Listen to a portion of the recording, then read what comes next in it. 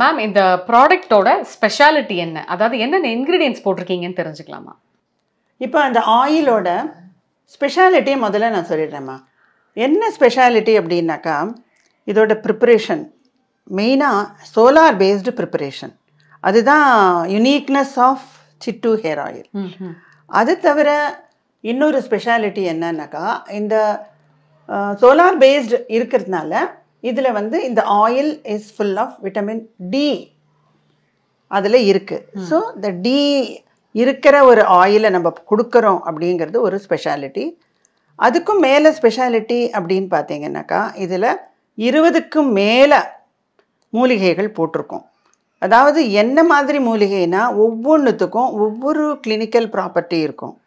தலைமுடி சம்பந்தமான எல்லா பிரச்சனைகளையும் தீர்த்து வைக்கிறதா.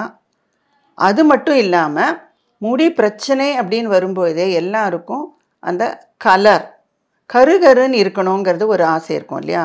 ஸோ இது முதல்ல பண்ணும்போதே அதை எதை பேஸ் பண்ணி ஃபோக்கஸ் பண்ணினது என்னன்னா, கருமையான அடர்த்தியான கூந்தல் வளர்ச்சி இதை கொடுக்குற மாதிரி ஒரு ஆயில்.